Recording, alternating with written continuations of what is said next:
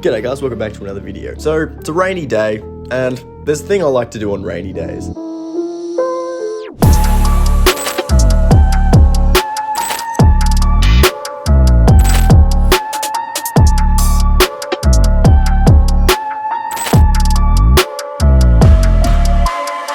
Right, so it's currently 1 o'clock. This took a while to scramble all of them, but this will be fun. I honestly don't know how long this is going to take because I have some pretty big cubes. My biggest one is the 9x9, which is probably going to take the longest. Maybe the Gigaminx, I don't know, that one takes quite a while. Even some of these really big Rubik's Cubes I have, like they just don't turn well, which makes them take so much longer. Yeah, so I have 3 7x7s, 3 6x6, a whole bunch of 5x5s, a whole bunch of 4x4s, 9x9 and 8x8, a few Megaminxes, a Gigaminx, a 4x4 Gigaminx, a lot of Pyraminx, a lot of 3x3s obviously, but they shouldn't be too bad, a lot of square ones, cubes, and all of my weird puzzles that will probably take a long time as well because I haven't solved them in a while. But yeah, this is, this is a great idea. Alright, well, I'm gonna get started with the cubes that don't actually turn. Which are these ones right here? We got this one, boom, first solve, done. And then we've got a Rubik's Cube that honestly doesn't actually turn because I glued it together for some reason. This gold cube, which actually does turn, but it doesn't solve. And this cube, which is just a squishy thing. It's not really a puzzle. Alright, what should I actually start with? Yeah, I think 2x2s are a good idea. I got 6 2x2s, let's go.